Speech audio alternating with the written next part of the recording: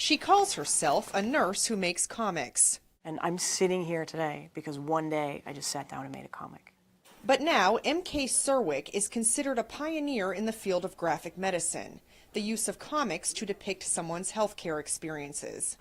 Serwick made that first comic while working in an HIV/AIDS care unit in Chicago in the 1990s. As a nurse, I found this sort of combination of very basic image and text in sequential fashion to be really helpful. So the first comic I ever made was absolutely out of necessity, and I started because I was just miserable and felt really grief-stricken and confused, and I had to go to work at 3 o'clock that day. This was like 10 o'clock in the morning, and I had to figure out some sort of intervention to help myself be present to my patients and kind of help clear my own mind.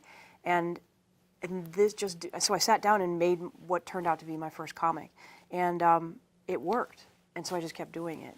And, says Patty Brennan, the power of comics is useful not only for patients and caregivers, but for those who work with them. Sometimes we use graphic medicine for training clinicians or for debriefing practitioners in the workforce.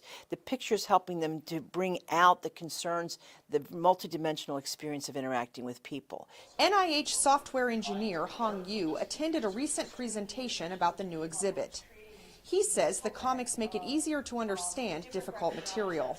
A lot of the time I find myself struggling to make people interested in those technical stuff, and they're a way about introducing medicine stuff, which a lot of times also to people that don't have a medical background would find boring. They'll be able to illustrate things in a very interesting way. This exhibit will be open to the public until January of 2009, and a traveling exhibition will visit 50 sites over the next 4 years. Jill Craig, VOA News, Washington.